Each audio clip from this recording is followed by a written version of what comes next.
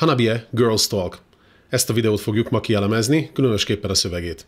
Nagyon köszönöm az ajánlást, ugyanis egy újabb eszméletlen, fantasztikus és nagyon-nagyon durva zenekarra bukkantam rá így általatok és a ti segítségetetekkel, úgyhogy köszönöm szépen tényleg utólag is, de nem akarom tovább húzni a tésztát. Arról lesz ma szó, én ezt a számot most már így az elmúlt, nem tudom, 2-3 hétben nagyon-nagyon sokszor hallottam, úgyhogy nyilván semmiféle különösebb ilyen reakciót nem fogok, úgymond ilyen vak reakciót nem fogok rá tolni. Viszont helyette van egy dolog, ami talán egy kicsit megkülönböztet a többi nézőktől, vagy a többi reakciós videósoktól, az az, hogy én 15 éve élek lassan már Japánban, és eléggé jól tudok japánul, mondjuk így. Hozzá kell tenni, hogy azért ezeknek a lányoknak a szövegét megérteni sem a generációs különbség miatt nem könnyű, sem pedig azért, mert azért mégsem az anyanyelvem. Úgyhogy azért vannak benne részek, amiket nekem is nagyon-nagyon alaposan fel kellett kutatnom, hogy miről beszélnek, meg miről is van szó. Van egy-kettő, amit igazából még nem is értettem meg a mai napig, és az pedig hozzátartozik, hogy nagyon komoly költészet van azért ebben az egészben. Tehát ez nem csak egy ilyen szimpla, nem tudom, leírtunk egy szöveget, oda böllentünk valamit, aztán utána majd jó lesz az, vagy ilyesmi, hanem azért tényleg nagyon velős, mélyen szántó néha, és sokat mondó, és költői képekkel dúsított szövegekről van itt szó. Úgyhogy ezt próbálom meg nektek egy kicsit kielemezni. Szerintem aki rajongó, és aki nézett már Hanabie videókat, meg aki szereti őket, az nagyjából szerintem azért odafigyel így a szövegre. Hozzá kell tenni, hogy a fantasztikus videók, meg a zene, meg az éneklés mellett azért kicsit úgy nehéz. És hogyha az ember nem figyel oda a szövegre így leírva, vagy esetleg a fordításra, akkor nagyon hamar el tud csúszni, mert ugye eléggé gyorsak benne a szövegek. De ne is húzzuk tovább az időt, kezdjük, lássunk neki. Még mielőtt neki kezdek, annyit, hogy van nekem itt segítségem mellettem egy kisebb kijelzőn, egy iPad-en, úgyhogy néha én is innen kicsit így csalni fogok, mert muszáj egyébként, mert annyira összetett a dolog, hogy nem tudtam mindent én sem fejben tartani, meg alapvetően itt van mellettem így a japán szöveg, tehát arra figyelek, meg majd látni fogjátok, hogy a kijelzőn is kiraktam a japán feliratot, úgyhogy lássuk. Jobban mondva halljuk.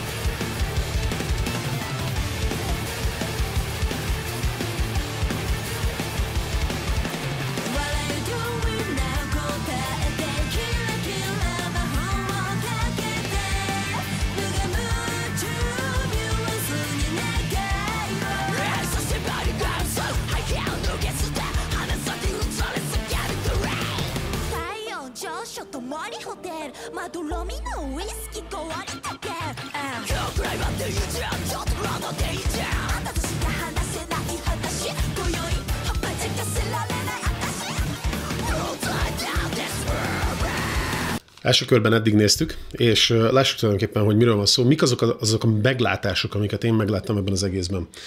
Az első az nyilván Girls Talk. Mit jelent ez? Ez azt jelenti, hogy lányok összejönnek, és beszélgetnek egymással, kibeszélnek egymással olyan dolgokat, amiket alapvetően ugye a hétköznapokban nem tehetnek meg bizonyos dolgok miatt. Miért nem tehetnek meg?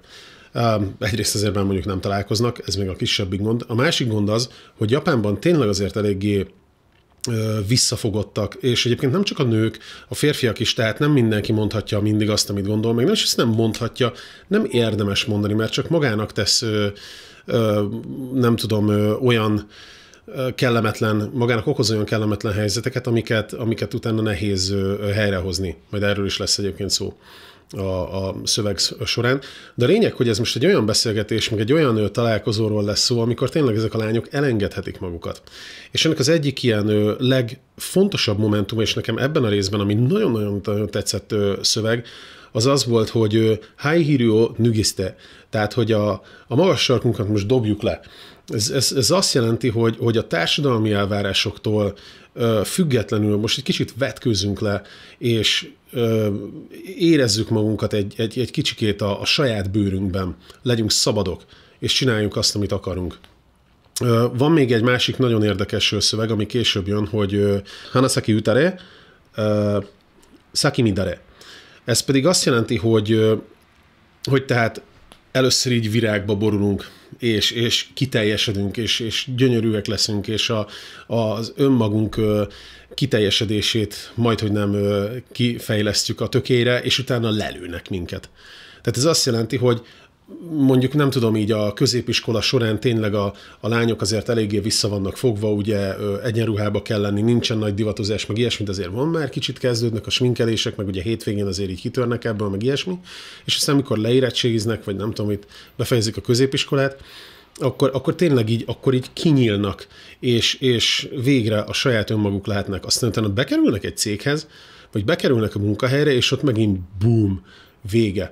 De aztán utána, ahogy szépen idősödnek meg minden, egyre jobban nem is tudom, erősödnek, vagy nem is tudom, így összeszedik magukat, és nem hagyják magukat letámadni már úgy, mint mondjuk fiatalkorukban, és szerintem erre utal ez az egész sor, vagy ez az egész szöveg, amit itt énekeltek. Aztán itt van egy olyan rész, hogy Madromino whisky, Kóri tokerű, ez azt jelenti, hogy az ilyen szuszékony, vagy szendergő whisky, amiben elolvad a jég. Na most ez megint egy nagyon-nagyon-nagyon-nagyon érdekes dolog. Japánban, megmondom őszintén, hogy szerintem nagyon sokan nagyon-nagyon szeretik a viszkit. És fantasztikus viszkijei vannak Japánnak, de tényleg, tehát világklasszis viszkijei vannak, és az egyetlen nagy különlegesség ennek, hogy én megmondom őszintén, hogy amióta itt élek majdnem 15 éve, egy kezemben meg tudom számolni, hogy hányszor láttam lányt viszkit inni, nőt viszkit inni, de hogy még fiatal lányt viszkit inni, azt meg aztán tényleg. És amikor először láttam ezt a videót, és megláttam, hogy kitöltik a viszkit, és így oda csusszantják, néztem, már abban a pillanatban gondoltam, hogy ez itt valami kis csalafintaság lesz, mert aztán ez tényleg nem egy ilyen jellemző dolog, hogy itt a fiatal lányok viszkiznek, és aztán ez a kis, nem is tudom, ilyen hangulatfestés, hogy ebben az álmos viszkiben, így ahogy elkezdődik az este, így elolvad a jég, még nincsen semmi különleges dolog, és aztán hirtelen átcsap a szöveg abba, hogy ma egy picikét ma becsípünk. Nem lesz abból semmi gond szerintem. És hogy csak ma, nem? Ez nem olyan nagy gond.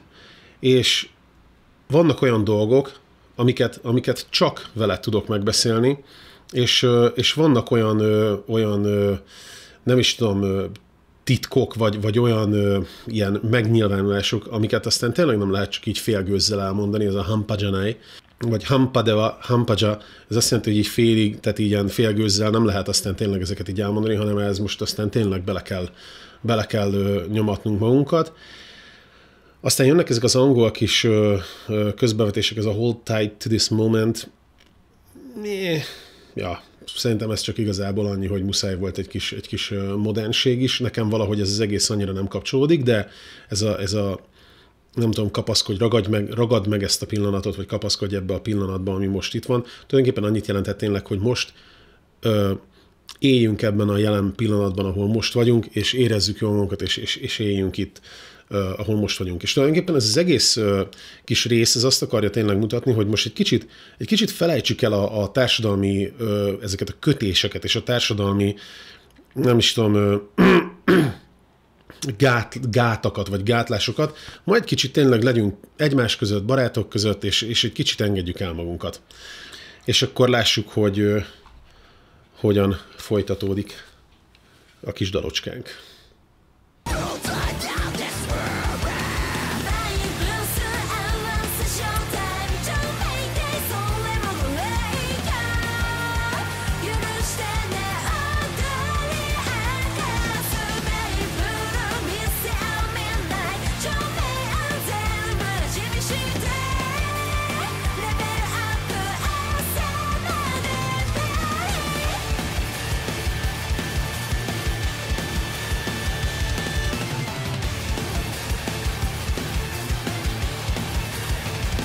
Pont a legjobb résznél állítottam, meg ezt egy picit betekerünk. Itt van ugye a főszereplőnk, aki egyébként már az előző videóklipekben, vagy legalábbis egyben biztosan, amit én láttam, abban előjött, csak egy egészen más szerepben. Ami egyébként szerintem a legközelebbi videóm lesz ezektől a lányoktól, a Hanabiétől. Ez a főnöke volt Yukinának, és és hát nem mondhatnám azért, hogy egy olyan nagyon-nagyon erőszakos, de azért mégiscsak egy kicsit azért ilyen Pavahara meg Sekuhara főnök volt, és itt érdekes módon ezen a kommentekben is többen nevettek, hogy ő az állandó 5. tag, és így szerepel most már nem egy videóban, csak ugye mindig váltogatja a szerepeit. Még annyit akarok elmondani egyébként, hogy ugye a két énekesnő, a Yukina és Matsuri eléggé érdekesen kapcsolódnak egymáshoz. Ugye Matsuri nyilván az, aki így az éneket csinálja, és a Yukina pedig az, aki meg én szerintem inkább rappel, vagy nem is tudom, tehát ebből a nagyon hirtelen kicsit éneklés, kicsit rappelős, aztán átmegy a kicsit hörgősbe, meg ebből a nagyon... ami egyébként eszméletlen durva. Én csak őszintén remélni tudom, hogy ezt még jó pár évig fogja tudni folytatni, de nagyon aggódom őszintén szólva így a torka miatt. Én egy olyan munkát végzek, amiben folyamatosan reggeltől estig tulajdonképpen beszélek, és nagyon gyakran eléggé hangosan kell beszélnem, és most lehet, hogy halljátok, most itt este van már, de nagyon-nagyon ki vannak készülve a hangszálaim, szóval el se tudom képzelni, hogy hogyan tartja karban a hangját, meg a hangszálait, meg így az egyéb beszédszerveit, de gondolom megvan ennek a technikája, valószínűleg azért nem ő az egyetlen. Még annyit akartam ezzel az egésszel elmondani, hogy visszatérve erre a Tsureishi Masra, amiben ez az illető szerepel a főnök, a Sacho, vagy nem tudom, Kacho, vagy Bucho, vagy akármicsoda, hogy pont amikor azt a videoklipet néztem, akkor gondoltam arra, hogy igazából ezek a lányok, ugye ők azt mondják magukról, hogy Harajuku Core nevű vagy stílusú zenét játszanak,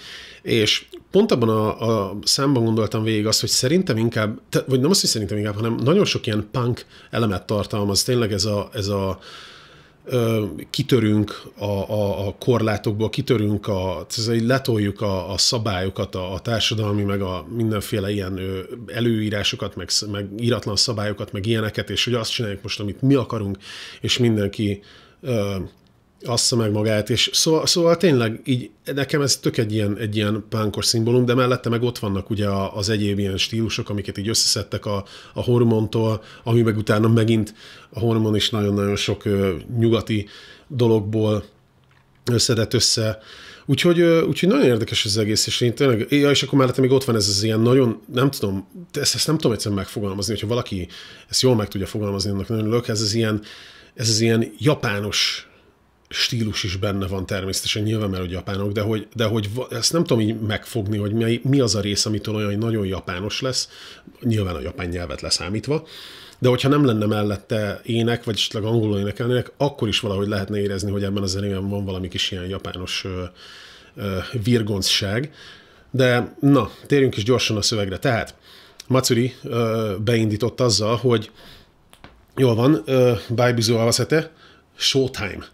Tehát, hogy kezdődjön a parti, amit előtte Yukina elmondott a nagyon aranyos kis hangján, hogy most csak egy kicsit csak becsipizünk, jó? Ez pont ugyan, annyira egyet tudok vele érteni, amikor még én is fiatal voltam, és akkor felhívtuk a barátokkal egymást, hogy lemegyünk egy sörre, csak egy sörre, aztán tudjátok, hogy mi van abból az egy sörből. Na hát itt is pont ugyanezt történik, hogy jön a kifejezés, hogy chou meitei. A chou meitei az azt jelenti, hogy sárga föld.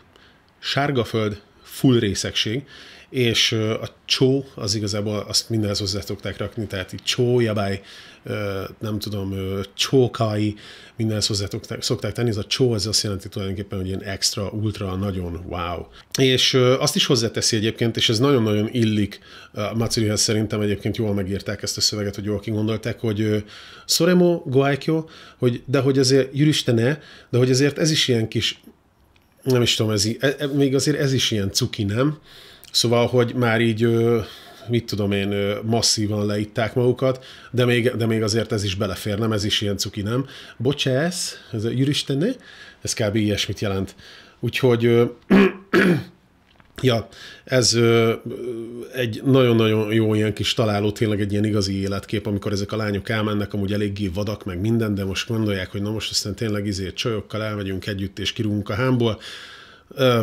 Először csak arról van szó, hogy megiszunk egy-két dolgot, aztán utána azt mondják, hogy jó, a Baibusu Awasete, tehát hogy mondják, a rezgéseinket összehangoljuk, és aztán most már egy húron pendülök.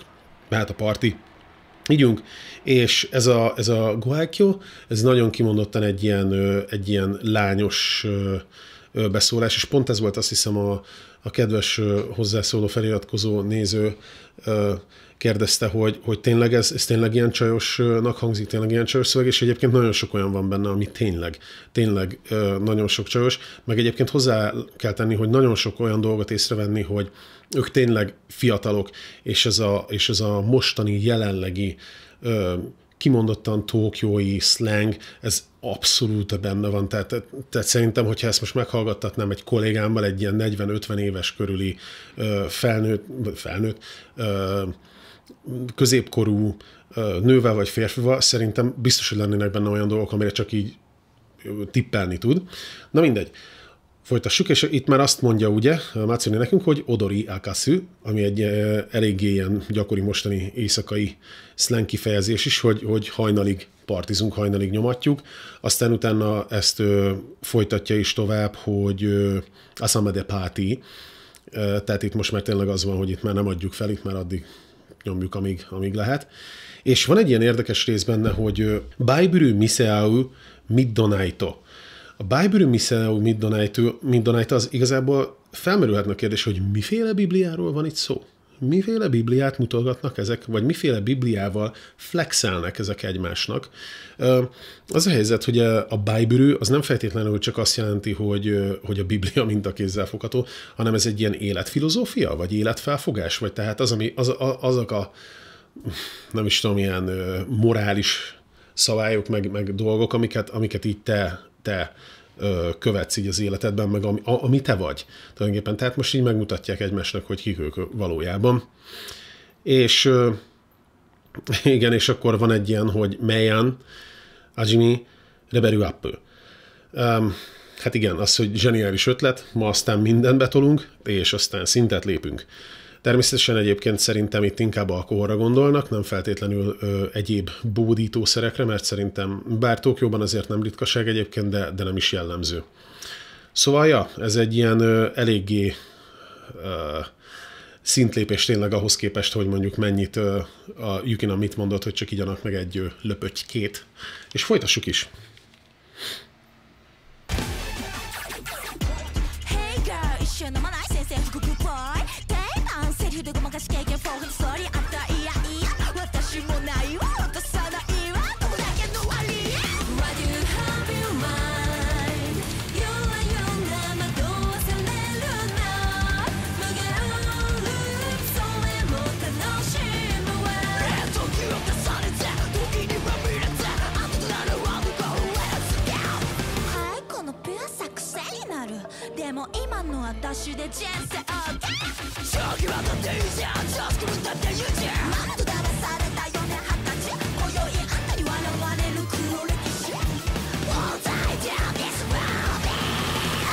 Jó.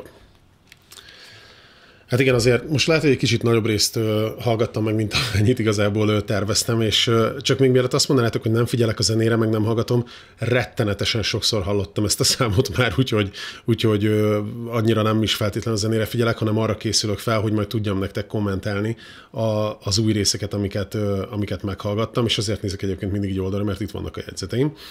Tehát az első megjegyzés, amit akarok mondani, hogyha valaki esetleg egy kicsit így be van mondjuk csípve valami partiban, és azt gondolja, hogy egy hatalmasan jó ötlet lesz most az, hogy ő, mint nagy rajongó, elkaraokézze ezt a számot. Ne. Ez egy nagyon rossz ötlet. Yukinának a géppuska száját, azt egyszerűen lehetetlen, ha nem vagy japán, ahhoz rettenetesen sokat kell gyakorolni, főleg egy pár ital után kizárt szerintem, hogy valaki ezt végig eltolja, csak akkor, hogyha valami irgalmatlanul nagy fenn, nagyon sokat gyakorolta, és nem tudom, teljesen őrült. Szóval, ha van ilyen esetleg közöttetek, akkor nyugodtan nyomjátok, hogyha már ezt el tudtátok így karaokézni ezzel a sebességgel, mint ő. De a lényeg, hogy szóval nagyon durván tolja, és akkor jön az új életkép, ami pedig az, hogy most már jó van, most már be vagyunk rúgva, most már éjfél is elmúlt, és most már tényleg nincs visszaút, egész éjjel partizni fogunk, és megjelennek a fiúk, akiket, vagy akit tulajdonképpen kvázi így kiröhögnek, és így alapból így lepattintanak, azt mondják, hogy hey girl, és Sanyina Manai, nem iszunk együtt, és utána azt mondják, hogy tulajdonképpen mintha így a fiú így hadat üzenne, Sensen Hukoku, tehát a fiú hadat üzen úgymond, tehát hogy nem tudom, a tettek mezeire lép, mondjuk így, és abszolút, tehát így lefikázzák mondjuk ez a Teiban szerihű, amit mond a Yukina, az azt jelenti tulajdonképpen csak egy ilyen bejáratott duma, vagy nem is tudom, hogy mondják ezeket, csajozós duma, ja, tehát csak egy csajozós duma, és akkor azt mondják, hogy azt mondják rá, hogy Anta jaja atashi mo nai wa, tehát hogy téged igazából csak irritál, nekem meg semmi, tehát engem meg aztán ez egyáltalán nem érdekel, ki van zárva. Úgyhogy két barátnő tulajdonképpen csak így, vagy nem tudom, 4 barátnő így össze kacsintanak egyet, és azt mondják, hogy koc. Tulajdonképpen ennyit jelent ez a rész, és egyébként ez egy nagyon-nagyon-nagyon jól elképzelhető kis jelenet, tehát egy nagyon-nagyon valós dolog. És akkor Matsuri mondja, hogy itt már Yura. A Yura az egy ilyen, nem is tudom, egy ilyen hangulatfestő szó, ami azt jelenti tulajdonképpen, hogy csak ilyen Yura, így oda-vissza így ringatózna, vagy egy hullámozva, tehát ezt én már azt tudom elképzelni, hogy már itt kicsit azért már túljutottak a píken a partiban, és meg kezdik kicsit belassulni a dolog, és de aztán lehet, hogy ez már érzelmileg is, meg fizikailag is, ezt nem tudom pontosan, és azt mondja, hogy Mugen Rűpű, Soremo Tanoshimi wa. Tehát a Mugen Rűpű az azt jelenti, hogy egy ilyen végtelen körforgás, és talán itt arra gondolhat a költő, ugye, nem tudom én sem 100%-osan azt mondani, hogy erre gondol, de ez a Yura, Mado Sareu és Mugen Rűpű, Soremo Tanoshimi wa, tehát hogy tényleg, hogy már csak így ringatózunk, és ez egy ilyen örök körforgás, ez állandóan ugyanez van, de igazából ez sem rossz. Azért ezt is ki lehet élvezni, ezt is tudom élvezni. Úgyhogy érdekes, hogy így a bulizásból most már egy kicsit kezdenek átmenni a kicsit érzelgősebb részekbe, és akkor utána jön megint Yukina, aki azt mondja, hogy telik az idő, és tehát azt mondja, hogy Tokio kasanete, Tokinyi nürete, tehát hogy telik az idő, tehát egymásra rakódik az idő, és mi is pedig így elázunk az időben. Ez egy nagyon jó ilyen érdekes ilyen költői kép megint, hogy igazából nem elázunk az időben, hanem csak, hogy mi is így belesüppedünk az időbe, tehát mi is velünk is halad a kor, azért mondhatni azt. Beleivódunk mi is az időbe, vagy az idő belénk ivódik? Nem tudom, érdekes. És Antatonara Anokoroe eszképő. Tehát, hogy ha veled vagyok, akkor el tudok menekülni vissza abba a korba. Ez szerintem mindenkinek, aki jó barátokkal elmegy, vagy akinek, nem tudom, középiskolából jó barátai vannak, vagy ilyesmi, és egy kicsit újra megint találkoznak, és elmennek, akkor tényleg érzik, hogy egy kicsit eltelt 10-20-30 év, de vissza tudnak menekülni egy picit abba a korba, amikor fiatalok és nem is tudom, legyőzhetetlenek voltak. Mondjuk nem mondhatnám, hogy a Hanabiya lányok azért már annyira így a 40-es, 50-es éveiket tapossák, hogy nekik annyira vissza kell ebbe menekülni, de hát ez mindenkinek relatív, egy pár év is igazából sokat változtat az emberem. És az énekesnő, a Yukina azt mondja, hogy ez a Pyuasa Xeninaru, tehát hogy az, hogy ez a tisztaság, ez a nosztalgiázás, ez a tisztaság, amilyen tiszták voltunk, ez ilyen függőséget okoz, tehát erre így rá lehet kattani, hogy beleveszünk tényleg a múltba, és nem tudom, nem vagyunk elégedettek a jelennel talán, és egyfolytában csak így, hogy mondják, ezt áhítozunk a múlt után. Ez a Jinsei Oka, ez egy nagyon, én nem megmondom őszintén, ennek utána kellett néznem, mert én sem ismertem ezt a kifejezést, de ez egy nagyon szép kifejezés, ez az életnek a kiteljesülése, vagy az életnek a kiteljesült életnek az ünneplése. Tehát ez azt jelenti, hogy vissza lehet menni a múltba, és lehet ezen, nem tudom, siránkozni, hogy mi lett volna, vagy milyen lett volna, vagy mi lett volna jó, vagy ilyesmi, de de neki most is ki van teljesedve az élete. Tehát neki most is azért, mert jó, és ő most is jól érzi magát ebben a bőrben, ahogy most van, és annak ellenére, hogy azért néha jó visszamenni, egy kicsit elmenekülni, visszamenekülni abba a korba, azért most sem rossz, ami most van. Szerintem ez egy nagyon-nagyon jó kis dolog, és meglepő, hogy pont egy ilyen, nem is tudom, nem feltétlenül mélyen szántónak tűnő zenében ennyire mély dolgokat azért megbeszélnek, ráadásul úgy, hogy ennyire fiatalok. Szóval szerintem ez nem rossz. Még van tényleg egy jó pár dolog, amit el akarok mondani. Az első az, hogy ez a Kurorekishi, ez igazából csak arra utal, hogy ez a fekete múltja az embereknek. Nyilván ezt nem kell túlmagyarázni, mindenkinek van olyan az életében, amire nem túl büszke, vagy amilyen, nem tudom én, kicsit ilyen nevetséges, vagy ilyesmi, és hogy ezekkel így nevetgélnek együtt, vagy kineveti a másik fél, hogy mennyire lüke volt az illető. A másik pedig az, amit meg akarok jegyezni, hogy ebben a videóklipben ez nagyon érdekes, hogy arról beszélnek, hogy most már felvállalja magát, kiröhögik, mit tudom én, kicsit túlpörögnek, azt mondja Kibaru, tehát ez a csó kibattate ígyán. Tehát, hogy ez, hogy most már túltolja ezt az egészet, nem tudom, hogy pontosan a partizást, vagy ezt az életet, vagy azt, amit éppen él. És csós kürüttetté ígyán, hogy kicsit azt mondják, hogy kicsit be van kattam, vagy kicsit ki van billenve. De ennek ellenére ez a tánc, amit itt nyomatnak, ez annyira ilyen ellentétben van ezzel, amit itt mondanak egyébként szerintem, és nekem pont olyan, hogy inkább egy kicsit így, nem is tudom, nem kifikázzák, hanem kifigurázzák az ilyen lánybandákat ezekkel a nagyon ilyen szimpla, egyszerű kis mozdulatokkal, meg a arany ruhában levő háttértáncosokkal. Szóval valahogy ez az egész inkább tűnik nekem, meg a napszemüvegekkel, inkább tűnik nekem egy ilyen szatírának, vagy egy ilyen kicsit ilyen komikusabbnak tűnik, mint sem komolynak, hogy most ott állnak egy ilyen őrületes Hammer limó előtt, ami már eleve szerintem így jaj, de abszolút nem az ő világuk. Ezekben a ruhákban, ezekben az ilyen kvázi estéikben, full sminkben, szóval szerintem ez tényleg egy kicsit inkább az egésznek, ez a Girls Talknak amúgy egy kicsit így a kifikázása, vagy kifigurázása is, de azért mellesleg azért ők is komolyan veszik. Érdekes ez a kontraszt, meg ez az ellentét. Ja, folytassuk. Végre, menjünk tovább egy kicsikét.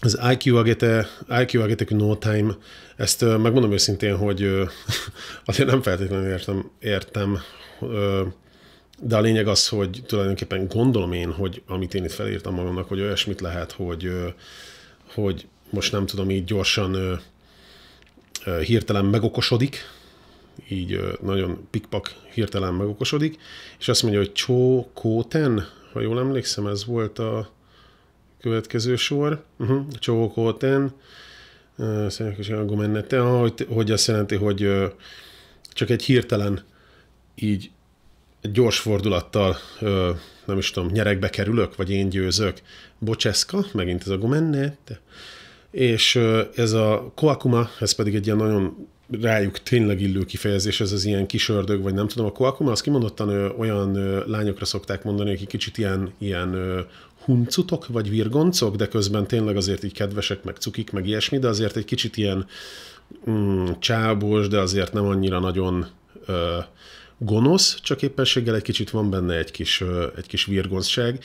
Ezt úgy magukra mondják, hogy koakuma nano. Tehát, hogy bocsika, egy kicsit most hirtelen én felkerülök felülre, mert én egy ilyen kis huncut kis ördög vagyok. Aztán utána jön az, hogy csótózen, tehát, hogy ez így tök természetes, teljesen természetes, ma is majd line, és aztán jön ez a kifejezés, hogy make-up, amit nem tudom, nektek javítsatok ki, ha tévedek, én nem feltétlenül itt a make-upra gondolok, mert amúgy azt szerintem csak make lenne. A make-up talán arra is gondol, hogy inkább kibékülnek, mert ez is egy ilyen mostanában ilyen elterjedt netes angol jövevényszó, ként átvették, hogy most is line-ozunk. A line az nyilván egy ilyen üzenetküldő app, ugyanaz, mint a Messenger, vagy nem tudom, hogy otthon is ti használjátok-e, vagy nem, de itt mindenki azt használja tulajdonképpen. Még többet használják szerintem egyébként, mint az iPhone-nak az üzeneteit.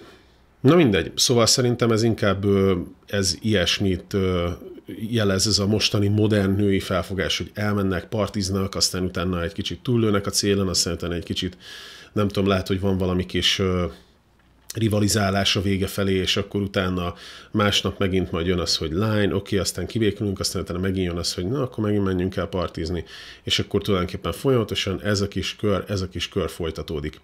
Úgyhogy ez tényleg egy kicsikét azért sokkal mélyebb, mint amire az ember számítana ezektől a fiatal lányoktól. A zene azt nyilván, aki szereti, meg hogyha ti rajongók vagytok és nézitek, akkor nem kell most itt nekem különösen erőltetnem, hogy mennyire jó.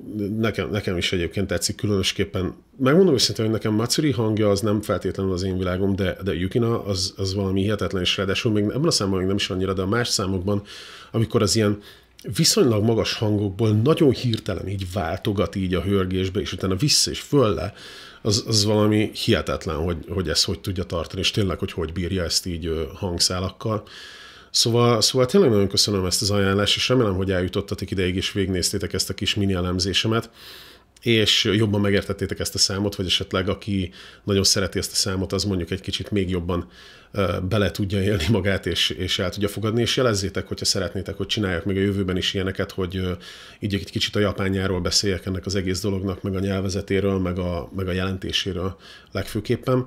És nagyon köszönöm szépen, Hanabiétől egyébként még lesznek ilyenek, amit mindenféleképpen ugyanígy ki szeretnék elemezni, mert szerintem az még nyelvileg egyébként még sokkal érdekesebb, meg mondani valólag sokkal érdekesebb, az a Tsureishimasu, vagy Sakinishi Tsureishimasu, talán ez volt, mert nem emlékszem pontosan mi volt a címe, de valami ez, biztosan tudni fogjátok, hogy miről beszélek, és ez különösebben pont azért érdekes, mert egy olyan embertől hallani, aki itt él Japánban, és mondjuk egy japán cégnél dolgozik, vagy ismer olyanokat mondjuk, akik olyan japán cégnél dolgoznak, amiről az a szám szól, azt szerintem elég érdekes lehet így első kézből hallani, úgyhogy majd írjatok egy kommentet, hogy szeretnétek-e erről még, és majd fognak készülni még mások is, nemrég jött ki egyébként az új videóklipjük, az is elég kemény volt, abban is volt, csak mutatok belőle egy részletet.